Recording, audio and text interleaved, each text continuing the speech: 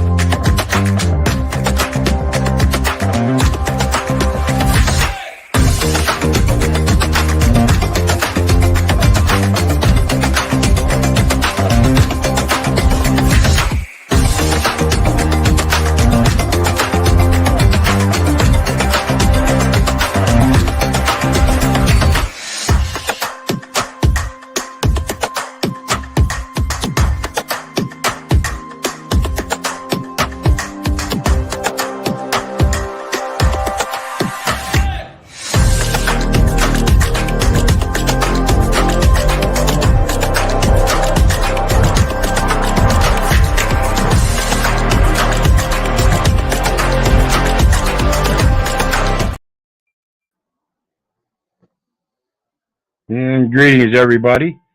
Keith here. Hoping everybody's having a good day, enjoying life, living life, loving life. My apologies for being a little late here. I was on another Zoom and had to finish up there first before I get over here. Meantime, I want to remind everybody, hit that like, share, and subscribe. There's a PayPal link down below for anybody that wants to share some love. Always appreciated. And, of course, StreamYard link is down there for anybody that wants to join. We've got John with us again today. How you doing today, John? Looks wonderful over there. Oh, Keith, it's gorgeous. Absolutely. Yeah. And thanks for telling the system yesterday that, you know, they need the consent of the governed. You know, I know you're doing it in a soft way, which is the right approach. But good job. I appreciate that. I appreciate that. It didn't go according to the way I had it written out, but again, like I explained, you know, once I got there, I didn't want it to sound rushed and hasty. So I just kind of pasted a little bit, make sure I could emphasize certain things, and of course, just adjusted along the way. But I think I still got the basics message out, and that's what we're going to discuss a little bit more fully today. I've got an appointment that I'm going to be setting up with the mayor to go down and discuss this with him a little bit more, as well as the incident with the trespass. And I've got some print-ups made of the basic obligation and a couple other things. So we're going to go over those. And 5 CFR 575.102 is one of those that I've expressed before. And we're going to go over that in whole today, as that's a set of administrative personnel definitions. And it's a short set of definitions that kind of lays out their basic obligation in regards to the definitions and what they're dealing with first and foremost. So we're going to take a look at that. And then I've got a couple others. But this one here, as we see, it's Title V, which is employees, administrative personnel, Office of Personnel Management. Remember, the Office of Personnel Management, this is the Department of Defense. They're the ones that provide the security. Civil service regulations, recruitment, that's a military term, relocation, and retention incentives, another military term, supervisory differentials, and extended assignment incentives, definitions. And it says agency means an agency or legislative branch agency included in 5 U.S.C. 5102. Now we have a constitution that tells us that lays out the powers of the legislation. And in that same constitution, it lays out the powers of the judicial office. And that's what we're talking about. Authorized agency official means the head of an agency or an official who is authorized to act for the head of the agency in the matter concerned. So the head of the agency, as a municipality goes, is the mayor. He is the executive. At the county level, you have a board of supervisors, a board of commissioners. Those are a team of executives. Then at the state level, you have the governor. He is the executive. At the federal level, you have the president. He is the executive. They are the head of the agencies.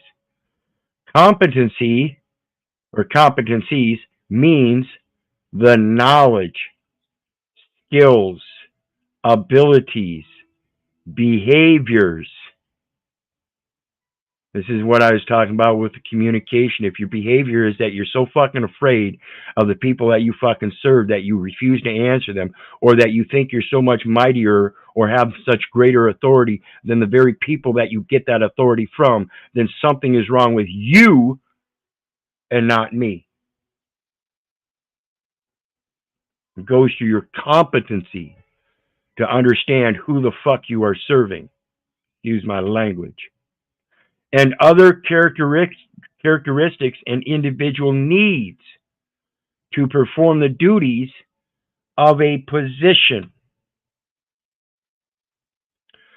Employee has the meaning given that term in 5 U.S.C. 2105, except that the term also includes an employee described in 5 U.S.C. 2105C for the purpose of determining whether an individual was an employee of the federal government during the 90-day period referred to in the definition of newly appointed. Employee also includes the employee described in 5 U.S.C. 2105E. For the purpose of 575.109D, an employee means an individual not yet employed who has received a written offer to a newly appointed or reappointed and has signed the written service agreement required by 575.100 or 110 before payment of the recruitment incentive. That's legalese, folks. Legalese. An employee is anyone who receives a Social Security number to obtain benefits, and this can be found at 20 CFR 422.103 under employee benefits. Who may apply for a Social Security number? Keith, while you're there, 422.402. The definition of Yep. you Yep. means an individual who owes a debt to the United States. Yep. An individual who owes a debt to the United States, and he's absolutely right, 422.402 talks about that, and that's the definition of who may apply for a Social Security number. It says you may apply for a Social Security number if you're, and it says the definition of you and your is an individual who owes a debt to the United States. So when we think about that, that application for a Social Security number is merely setting up an employment stage. But what happens is they're saying that you're a Medicare qualified government employee at the time you're born. They're saying that you are a resident of the state at the time you were born. They're saying you are a United States business, means a United States citizen when you were born. You cannot do that. You have to make those choices, and that means you have to set them out before them and give them notice of those choices as well as other choices so that they can make their own choice. Otherwise, what we do is we indoctrinate everybody into believing that you have to have a Social Security card because you are a United States business or United States citizen as a resident of the state, and nobody ever defines those terms anywhere in their public education, nor do they say that you have any other choice. You are required. Not once does a driver's ed teacher in these schools teach anybody about the right to travel. So why isn't that part of the course? Shouldn't they be teaching about that as well, so that they know their students are making wise choices for themselves instead of just following a line of indoctrination and saying, no, you got to have a license because I had one. I don't know anything about the right to travel, and we shouldn't be talking about that here. This is a driver's ed class. Excuse me? Isn't that the first thing that we should do in Socratic debates is break down the reason and logic of those terms such as required? Executive agency has the meaning given that term in 5 U.S.C. 105. For the purpose of this title, executive agency means an executive department, a government corporation, and an independent establishment. Government corporation means a corporation owned or controlled by the government of the United States. So as a business, a United States business that is a corporate entity owned or controlled by the United States as a municipality. And that is a corporate entity, again, owned or controlled by the United States. Wait, Keith, is this CFR 515.330? Is that, do they talk about it there too? No, this is 5 U.S.C. 103. Oh, I'm sorry, I'm jumping around. CFR 515. Okay, go ahead. And this is 5 U.S. Code 105. I'm sorry. So let's go back here. The one we're talking about, executive agency, is 5 CFR 575.102. Oh, okay. And then it says federal government. Remember, executive agencies are those corporate entities. And again, that United States business is a corporate entity. You are the executive. You're the one that executes everything through a signature. Okay? Means all entities of the government of the United States. So all entities of the government of the United States is all those things that are owned or controlled by the government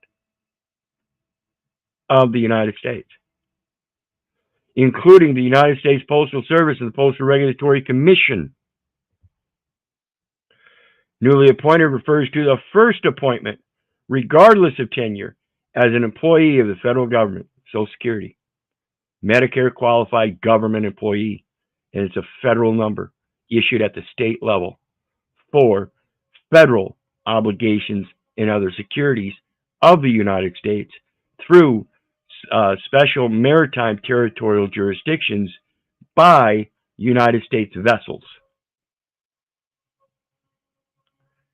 An appointment of a former employee of the federal government following a break in federal government service of at least 90 days, or an appointment of an individual in the federal government when his or her service in the federal government during the 9-day period immediately preceding the appointment was not in a position excluded by 575.104 and was limited to one or more of the following: a time-limited appointment in the competitive or accepted service. What is the accepted service? That's service of acceptance. You're accepting the service of process. This is the contract postal unit that through indoctrination signs up for the SS5, gets a driver's license, goes out and gets a job, and now has a bank account and uses a change of address to accept service for all legalities. They become the executive of that corporate entity, and they're responsible for the legalities. The problem is that corporate entity doesn't have a board of directors in order to hire an attorney to make a representation of that corporate entity in the courts. Nor do they know that that is a requirement, nor do they understand that that's the way it's being treated and operated in those Article 1 courts. 2, a non-permanent appointment in a competitive or accepted service. Employment with the government of the District of Columbia. Wait a minute. Government lowercase of the District of Columbia. And what is the difference between that and the government of the United States? See, the government of the District of Columbia is one thing. And if the United States is located in Washington, D.C., District of Columbia, then the government of the District of Columbia rules over the government of the United States. Okay? This is why I say the D.C. Code is the long-arm statutes for the at-arm's length contracts for those executing them through handshakes and signatures. When the candidate was first appointed by the D.C. government on or after October 1st, 1987, was first appointed, that application was an appointment. You weren't elected, you were appointed. An appointment as an expert or consultant under 5 CF or USC 3109 and 5 CFR Part 304. An expert or consultant. You are a data consultant. They require the data elements that you freely give them when they consult you. What is a consultation? A consultation is where somebody asks you. They want to consult with you. They want to gain some information and knowledge. So they consult with you. They ask you. Simple terms, folks. Learn them and understand what they're using them for. Employment under a provisional appointment designated under 5 CFR 316.403. Employment under an internship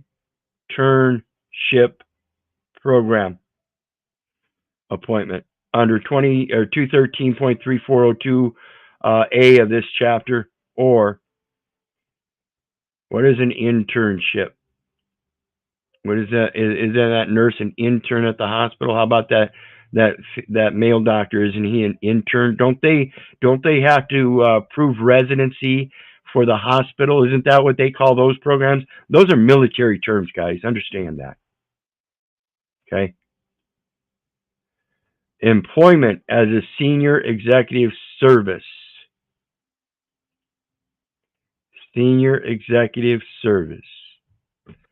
Limited term appointee or limited emergency appointee.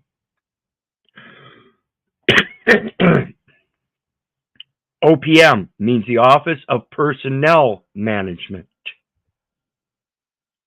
Rate of basic pay means the rate of pay fixed by law or administrative action for the position to which an employee is or will be appointed before deductions and including any special rule under or similar payment under other legal authority.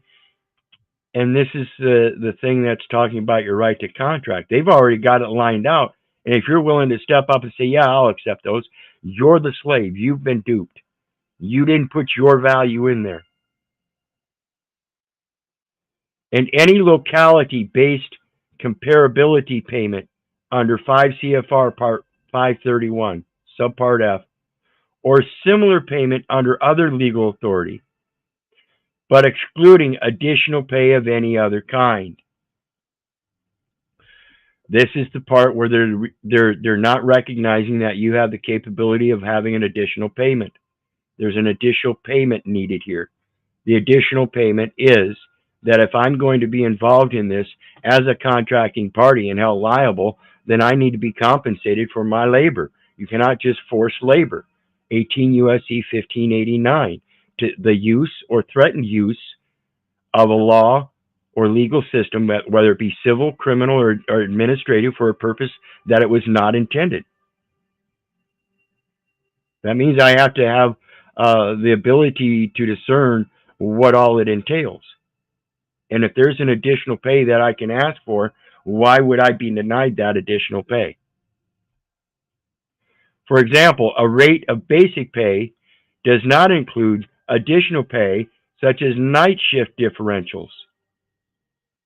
Public pay does not include such additional pay as private differentials. Private value differentials. Or, as it says here, environmental differentials. And this is where I'm going to go back to that 40 U.S. code. I can't remember exactly which one what it is, but it talks about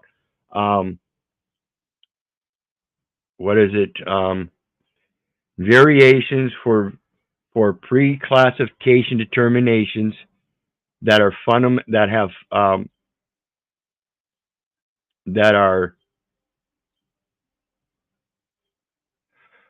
variations for pre-classification determinations that have fundamentally different factors in nature.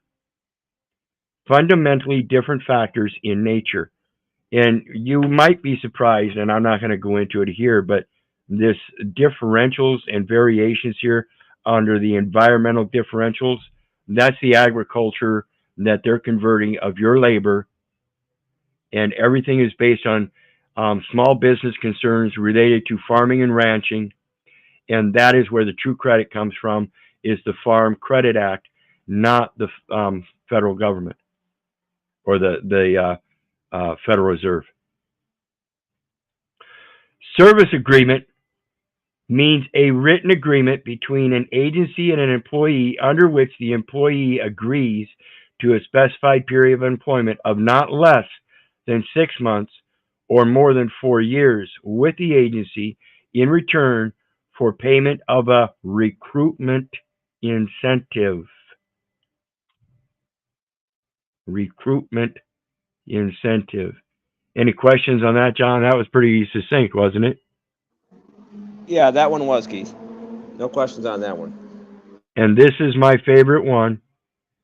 Competencies means the knowledge, skills, abilities, behaviors, and other characteristics an individual needs to perform the duties of a position. And if they fail in the very first basic obligation of communication, it tells me they are not competent.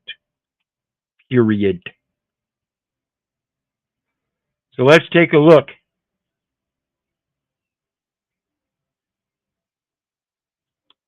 Where are we? That's the wrong one. There it is. Let's take a look at the basic obligation of public service. 5 CFR 2635.101, basic obligation of public service. Public service is a public trust. Each employee has a responsibility to the United States government and its citizens to place loyalty to the Constitution, laws, and ethical principles above private gain. To ensure that every citizen can have complete confidence in the integrity of the federal government, each employee shall respect and adhere to the principles of ethical conduct set forth in this section, as well as the implementing standards contained in this part and in supplemental agency regulations. Implementing standards, that's 48 CFR 52.212-5, contract terms and conditions required to implement statutes or executive orders, commercial items. General principles. The following general principles apply to every employee and may form the basis for the standards contained in this part. Where a situation is not covered by the standards set forth in this part, employees shall apply the principles set forth in this section in determining whether their conduct is proper. You're not supposed to be judging my conduct. You're supposed to be judging your conduct. I can critique myself. Can you? Does that make sense, John? Do you see what the problem is there? Yep. They're out here. Yep. They're out here judging us as if though that's their job, when their job is stating that they shall apply the principles set forth in this section and determine whether their conduct is proper. No delegated authority, Keith. Correct.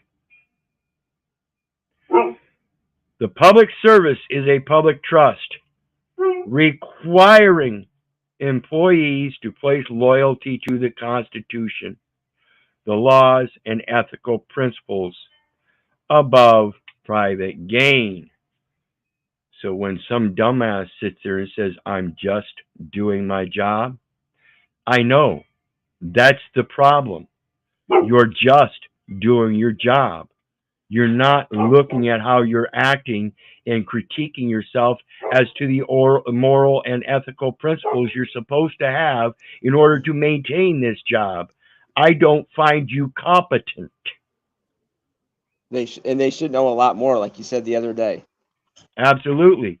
Remember that one? Absolutely. They should know more than this redneck, toothless motherfucker that was born on a muddy, mighty Mississippi Bank River.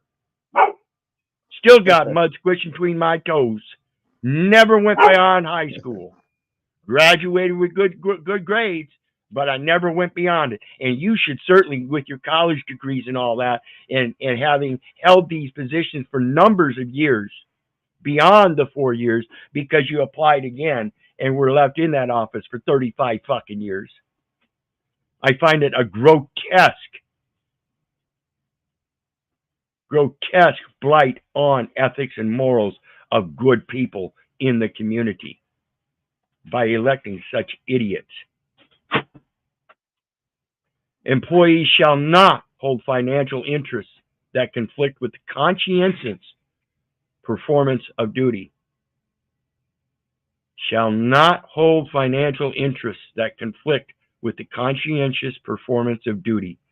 So the conscientious performance of duty is being able to listen to the members of the community, hear their issues, and be able to communicate effectively with them to come up with the resolution to those problems so that we can adapt and engage in better behaviors.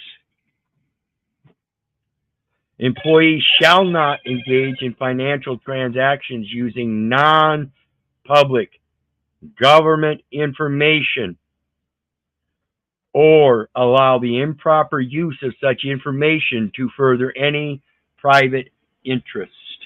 So I want to ask, when these cocksuckers tried to trespass me from public parking lot because somebody has a private contract with the Waterloo Christian schools to work there, and they call another guy that has a public contract for his private gain through a private entity, the local police and the department. Goodness, if I give them a given name, succinctly, not a legal name, the given name, which includes the first name and last name, and I gave you a given name and a family name, and I succinctly told you that's not the legal name, and if you put it down as a legal name and then try to use that or abuse or threaten to use or threaten to abuse that in a law or legal system, whether it be civil, criminal, or administrative, you're fucked. That's a 20-year sentence, you ignorant fucking pig. Any employee shall not. So go ahead and try that 1-year contract of trespassing me unlawfully and see how well it works as I travel back and forth with impunity as a stranger and sojourner with our Father which art in heaven, because he's the one that preserves my going out and coming in from this time forth and ever forevermore, because they're his lands. And all you have is a parking lot on top of it, and you're trying to use that parking lot to your advantage. I ain't gonna allow it. Any employee shall not, except as permitted by subpart B of this part, solicit or accept any gift or other item of monetary value, acceptance, and acquisition, 48 CFR 52.212-5, contract terms and conditions required to implement statutes or executive orders, commercial items, commercial goods, things of monetary value. From any person or entity seeking official action from, doing business with, or conducting activities regulated by the employee's agency, performing the functions of public office, or whose interests may be substantially affected by the performance or non-performance of the employee's duties, the benefactor, you will listen to the benefactor. You are no longer going to just dismiss us. Or cast us off as low-level trustees. Exactly. Employees shall put forth honest effort in the performance of their duties, and if one of the performances of their duty is to make sure that they reflect upon themselves and make sure they are acting ethically, they are not to tell the benefactor to shut the fuck up. Excuse my language. They didn't tell me to shut up. They didn't tell me to shut the fuck up. But they threatened that they were going to hang up. No, you're not. No, you're not. You're not going to hang up. You're going to do your damn job like you're supposed to. I'm going to come talk to the mayor again, and I'm going to let him know his ass is on the line because of you. You think he's going to go under the bus, or he's going to throw you under the bus? He's going to come to you and tell you to you better start doing your fucking job. This guy's been talking to me in private, and he makes very good sense. We've had very good communication so far. He doesn't want to lose his position. Employees shall put forth honest effort in the performance of their duties. Employees shall not knowingly make unauthorized commitments. No, you're not. You're not going to hang up on me. Or promises of any kind purporting to bind the government. Employees shall not use public office for private gain. Yet that's what they do. They take it home, and it's for their private family. They use that gain to support their private family. They don't use it for public gain, do they? Employees shall act impartially and not give preferential treatment to any private organization or individual. So when the officer comes down here and tries to give the guy that he's got a contract with preferential treatment because he ain't got a contract with me, he's screwed already. At least when it comes to me. Employees shall protect and conserve federal property and shall not use it for other than authorized activities. So isn't a Federal Reserve note federal property? Oh, goodness gracious. Isn't that what they're going to ask me for when they take me to court on that trespass and ask me for those Federal Reserve notes or dollars? You can't even define it yourself. And yet that's what you're using it for. All for your private gain, so you can get those Federal Reserve note dollars written in a check form so you can go home for your private family again. I'm not the one that's delusioned. Employees shall not engage in outside employment or activities, including seeking or negotiating for employment that conflict with official government duties and responsibilities. And when your government duties and responsibilities conflict with that very thing here, employees shall not engage in outside employment or activities. You are dealing with outside people not involved in your employment or activities. We're not involved in your contract. We are the benefactor. We are the ones you are in fact obligated to. Employees, this is the one that misprision of felony, 18 U.S.C. 4, misprision of felony. You do have a duty to disclose. When I talked to the assistant DA and he says, well, we don't follow the federal code. When I told him I have evidence of a felony here at the local level and that they were supposed to report it, well, we don't follow federal code. The fuck you don't. The fuck you don't. Employees shall disclose waste, fraud, abuse, and corruption to appropriate authorities. Employees shall satisfy in good faith their obligations as citizens. So as citizens, you are presumed to be an employee. You are presumed to be that United States business for public gain, yet you're taking a check home for your private gain, even if you work at McDonald's. Go ahead. And it shall, not must. Right. Notice it that. Shall. That's a future tense. Must is a present tense. Employees must. So it's giving them leeway that they can get away with it as long as they can get away with it until somebody comes forth and makes it known otherwise. Including all just financial obligations. Owe no man anything but to love one another. Anything outside of that is not a just obligation. It is a financial obligation, and those are not just. It is a deferment of debt instead of the extension of credit. Two different systems, folks. Especially those such as federal, state, or local taxes that are imposed by law. So when that guy on the bench adjudicated that the case was dismissed, but then sent me a nice little letter issued by the clerk saying that they were going to tax all costs to the defendant. Was that done in good faith? I mean, it seems like they're claiming personal jurisdiction still and subject matter jurisdiction still. When I made it very clear that they never obtained personal jurisdiction because they didn't have the proper service. They didn't have the proper waiver.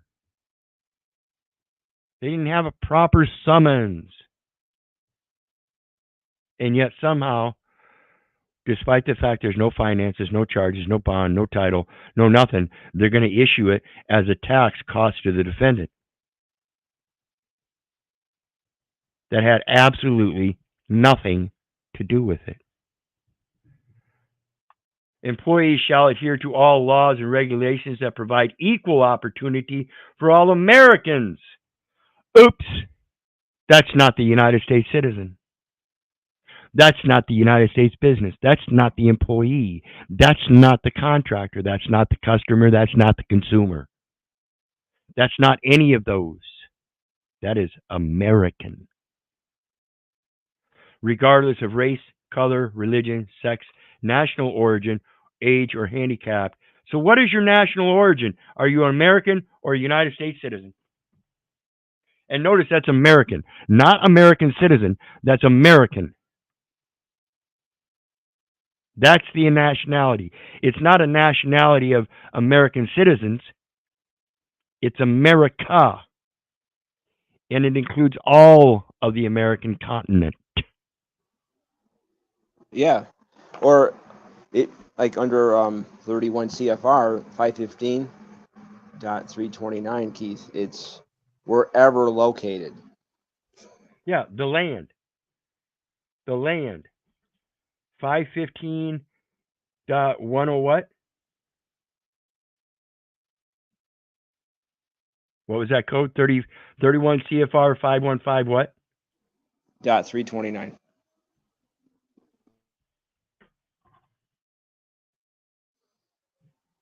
Under let's see here. Persons subject to the jurisdiction of the United States. And very succinctly it says, any person whosoever located. Now, what are you using as a location? You're using a physical street address. Citizen or resident of the United States. Any person wheresoever located who is a citizen or resident of the United States. Get off the claim of citizen or resident of the United States, and it doesn't matter where they locate you then. That's why I use that different address form. United States citizen is someone known by first and last name. If it's Brother Keith, full colon stop, in ecclesia, full colon stop is the first line. The second line is care of, semicolon, Joyce, full colon stop, and then the street name and number, and then the city, state, and zip and square brackets for the third and fourth lines, and then the fifth line is not within the United States or United States of America, then you have a 5-line address that doesn't identify a citizen or resident of the United States. So it doesn't matter where it's located. Well, yeah, Keith. Like, can you see it like 329, like A? Wherever located. In other words, they could claim half the world as a citizen if they want. I mean, any person wheresoever located. That's the address. Around the world. So when you use the legal name and address together, that's what you're doing. You are subjecting yourself as a person to the jurisdiction of the United States. Simple. And it goes any partnership, association, corporation, or other organization wheresoever organized or doing business, which is owned or controlled by persons specified in paragraph A, B, or C of this section. So what's that relative? Remember that 15 U.S. Code 4724? And it told us about the trade shows. The American United States business is a United States citizen. United States citizen. Business means United States citizen. Watch this. a corporation, partnership, or other association created under the laws of the United States or any other state, or a foreign corporation, partnership, or other association more than 95% of which is owned by the person described in subparagraph A, B. The term small business means small business concern. So what was that? What was that? It was owned or controlled by person specified in paragraph A, B, B, United States. Okay? So let's go back here. What is the small business concern of section 350 or 15 U.S. Code 36632? Let's put it in here. Find.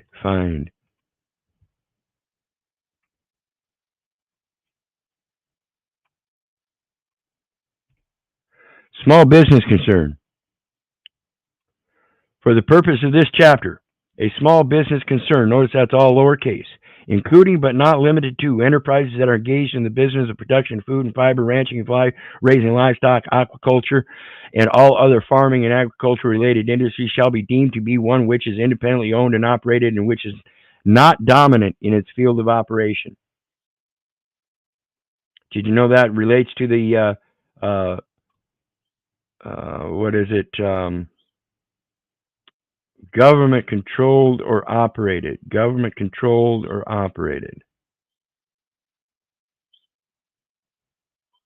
Well, we'll look that up some other time, but that's basically what it is. It's going back to that competencies and all that, and the fact that it's all a basic obligation of the public service of that government of the United States. It's the one that owns and controls those businesses. They don't own and control the people. The people have been duped into doing the documentation of those businesses, and that's what they're controlling. And until the people understand that there's a distinct difference and they can assert their own contracting powers and just say, no, I don't want to be that United States citizen. It's an election, and I wish to provide a different service.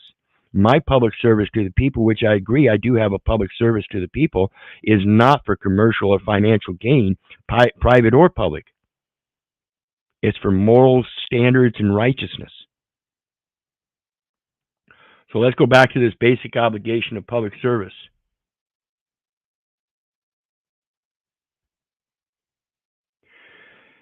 It goes on to say, employees shall endeavor to avoid any actions creating the appearance that they are violating the law or ethical standards set forth in this part. Whether particular circumstances create an appearance that the law or these standards have been violated shall be determined from the perspective of a reasonable person with knowledge of the relevant facts. Going back to the competencies. So when somebody tells me, well, I didn't know that, I'm just doing my job, that tells me they're not competent, and shall be determined from the perspective of a reasonable person with knowledge of the relevant facts. So when you dismiss that reasonable person with knowledge of the relevant facts, as if though he doesn't know what the fuck he's talking about, because you're just doing your job and your boss didn't tell you anything about that, therefore you don't know, you have been given notice. And then you choose to ignore it. That is the fraud. That is the neglect. That is the incompetency. Related statutes. In addition to the standards of ethical conduct set forth in this part, there are conflict of interest statutes that prohibit certain conduct. Criminal conflict of interest statutes of general applicability to all employees, 18 U.S.C. 201, 203, 205, 208, 209, and you can go through and look those up if you want. And I'll include many others, 18 U.S.C. 4, 18 U.S.C. 101, 18 U.S.C. 1341, 1342, 43, 40, on up the line. All kinds of them. All kinds of them, because these people don't research this stuff. So they're violating so many of them, and they're not holding their competency up. They are using it for private gain because the only thing they're doing is just their job, and they're doing just their job because they need to take a paycheck home to support their family, which is a private endeavor. Are summarized in the appropriate subparts of this part and must be taken into consideration, and that's a must, not a shall. in determining whether conduct is proper. Citations to other generally applicable statutes relating to employee conduct are set forth in Subpart 1, and employees are further cautioned that there may be additional statutory or regulatory restrictions applicable to them generally or as employees of their specific agencies. Because an employee is considered to be on notice of the requirements of any statute, an employee should not rely upon any description or synopsis of a statutory restriction, but should refer to the statute itself and obtain advice of an agency ethics official as needed. When you avoid this, you are telling me you are not operating with ethics. When somebody gives you notice and you don't do your job and you just blatantly dismiss them and don't follow up and refer to the statute itself and obtain that advice from an agency ethics official as needed, it tells me you don't give a fuck about the ethics. And I am fucking tired of it. Excuse my language.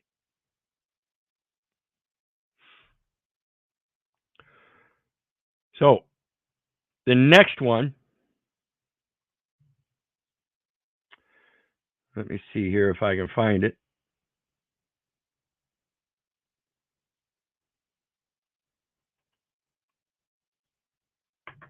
Come on.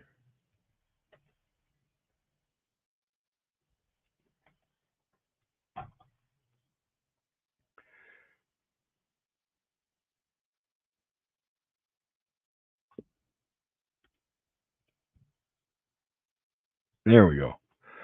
32 CFR Part 156, and this goes to the National Defense Department of Defense, Office of the Secretary of Defense, Subchapter F, Security, Department of Defense Personnel Security Program. That's that PSP that we talk about. And this is going to give us purpose, applicability, policy, responsibilities, national security positions, common access card investigation and adjudication, and definitions. Got this stuff down here. You'll notice in here it says 5 U.S.C. 301 as an authority, and we're going to take a look at this purpose. And it says purpose. This part updates policies and responsibilities for Department of Defense Personnel Security Program. Again, mentioning 5 U.S.C. 301. That's that departmental regulations applicable to Department of Defense, plain writing and government documentation, and minimum birth registration requirements. Under the minimum birth registration requirements and the establishment of that legal name and the creation of a United States business, there is no education beyond teaching anybody what any of this stuff means. So again, I've done a lot of research looking into it, and I'm only posing a supposition according to my interpretation, and I urge others to do the same, particularly those in position of employee. Those that are contracting with the government and filling those public offices and yet have a private bank account, showing they are working for private gain and that they are not putting it back into the public. Yeah, they're paying taxes, which is voluntary. So why, if it's voluntary and yet they're enforcing it, why is there need for enforcement of something that's voluntary? It just doesn't make sense to me. Everything relates to Department of Defense Personnel Security Program. That's why you're required to have that ID. That's why you're required to have that driver's license. That's why you're required to have that Social Security number. You're presumed to be an employee the day you're born. Medicare qualified government employee is the classification through enumeration at birth, and it's stating that you're a state resident and a United States business all in one, and nobody's ever taught any of this.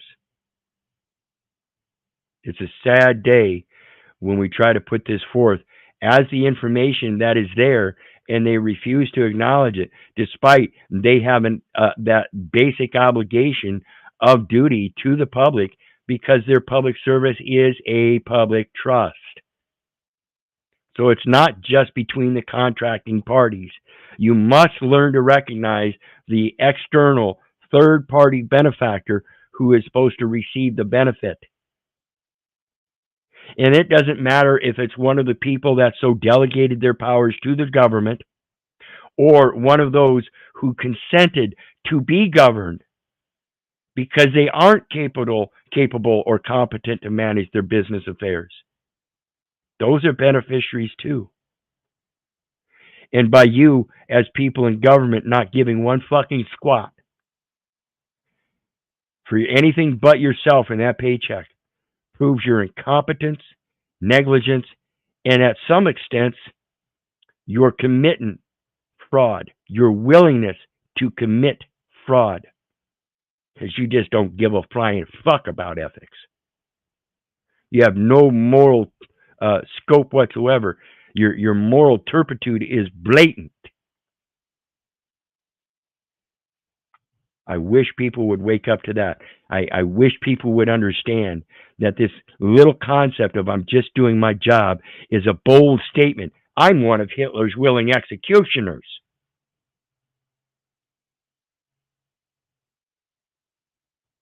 So tired of it.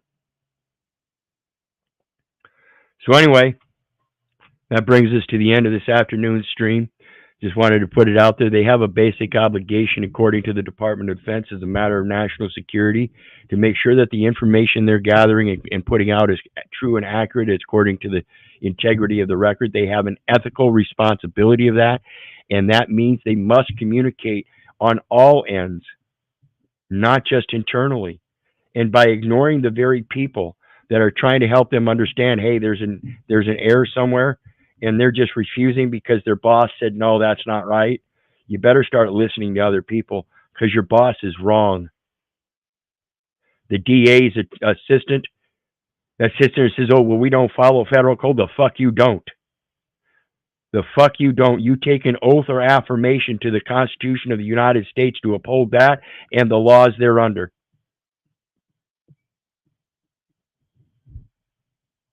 What do you think, John? Words on the way out? Well, yeah, I mean, federal rule. I mean, I'm sorry, state laws are federal rules expressed as ordinances and statutes. Simply put, yep. You know. Yeah, again, that's Article 1, Section 8, Clause 14. Congress shall make rules for the government. And the state is just a subsidiary of the federal corporate government. That's all it is. Yeah. All right. All right. Good show, Keith. Go ahead. You were going to say something? Go ahead. Well, just to raise a question, I mean, how can people be indebted to a bankrupt corporation? Yeah, absolutely. Yeah, if a bankrupt entity cannot collect on or issue debts because they have to be able to liquidate what they have when they have nothing, then how can they pose that somebody else owes them a debt when they themselves are in debt? That's the problem with I owe no man anything but to love one another. You can't pose that I owe you anything if I don't even fucking know you. No fucking way. So anyway, with that, you guys know me. I love you, but I don't give a rat's ass whether you love me back. I say I don't care if you hate me. I don't care if you don't respect me. That's on you. So may God bless you and have a good day. We'll see you at 6 with some more insane loops of Kens and Karens. Bye now.